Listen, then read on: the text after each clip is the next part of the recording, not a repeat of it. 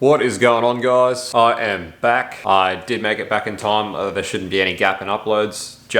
I should just make this upload in time for there not to be a gap. I only got back like 2 days ago. I was on night shift for like 2 weeks straight and I've just been wrecked. I've been sleeping like 20 hours a day since I got back. So I'm not going back out to the workshop till probably for another couple of days. So I thought what I can do is while I was away, I received my set of eBay MaxSpeeding Rod coilovers. So I thought I'd do a bit of an unboxing video and take you through what they actually look like, because they are absolutely dirt cheap. So I'm pretty curious to see what they're going to be like. So I had a bit of stuff happening while I was away. On the way up to the shutdown, I actually dropped into Luke's and had a look at the R31, gave him some money for it, made the deal, so it's ready to go. When I was having a look, I did notice actually that the exhaust manifold, the turbo manifold, was in fact cracked. It's cracked pretty bad. I got onto Hybrid Performance NZ. They do not have any stock of RB30 turbo manifolds, T3 flanged, so that is a bit of a problem. I can't find any other sort of mild steel one that's affordable. Obviously, as you guys know, I'm trying not to spend too much money on this bit of a rebuild. It's really only to get me a car to drive for now. I really want to save my money to keep going with the Cressy, so I'm trying to spend as little money as possible. So I'm actually considering just trying to weld mine up again. It'll be probably the third time it's been welded up, but I might be able to chuck some bracing on it and stuff now that I'm getting a bit more handy with the TIG. So I might just give it a go and weld it up and just see how it goes. At the end of the day, the turbo is really only extra. Originally, I was going to rebuild the 31 as an aspirated application with a bit higher comp, bit bigger cam.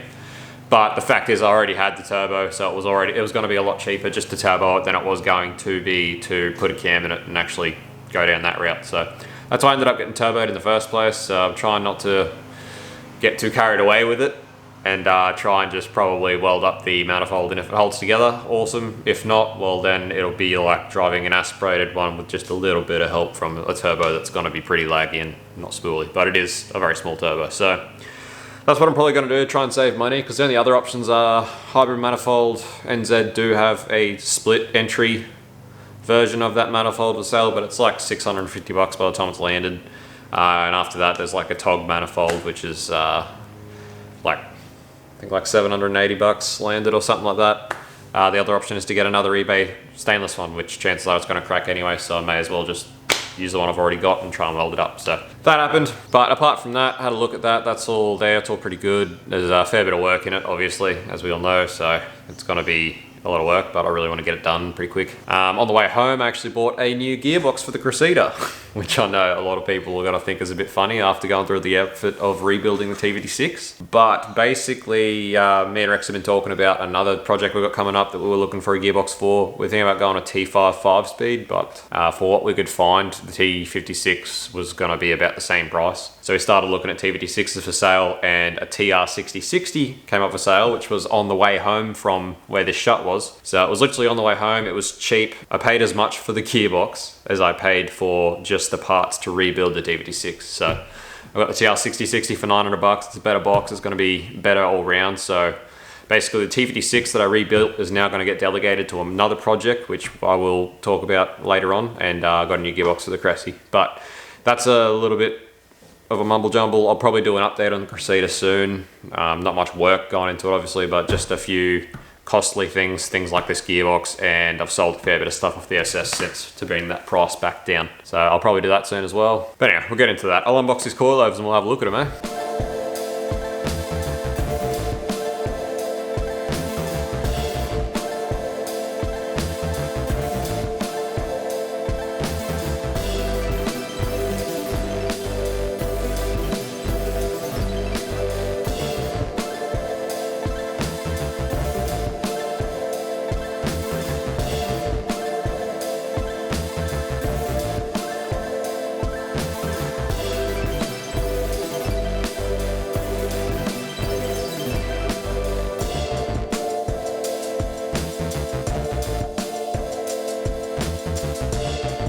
Ching, chong, springy boys. Alright, so upon unboxing them, they seem to be, I suppose, as good as you'd expect a set of coilovers to be.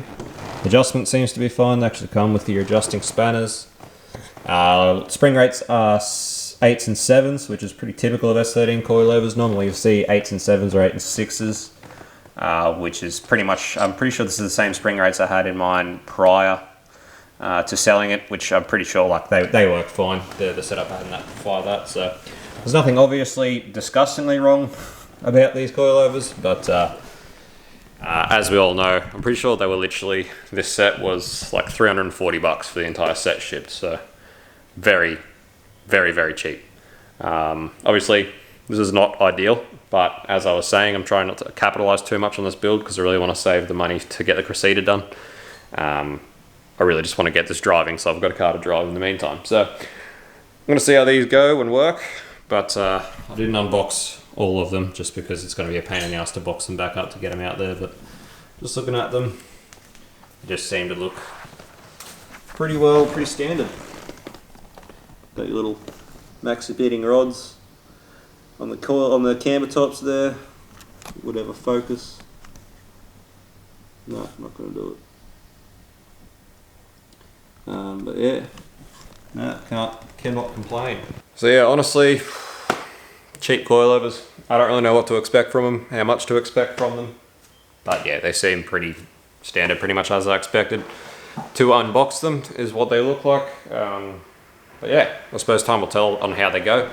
I've ordered heaps of other stuff for the Skyline as well, just other small niggly bits that I needed. Pretty much getting there as far as all the stuff I need. I've got a mate that's getting me a quote for some wheels today. I'm looking at running actually an Australian set of wheels, so I'll keep you updated on that. I've got to go to Repco this afternoon. I've got a mate that works at Repco that hooked me up with all of my engine stuff to rebuild my motor. So that's happening as well. So yeah, sorry for not a super exciting video today, guys, but didn't want to leave you without any content and won't be back out to the workshop for a bit. Hopefully, now that the 31's paid for and I'm back, I'm going to work on basically trying to pick that up this weekend coming, hopefully. So hopefully that will be happening soon.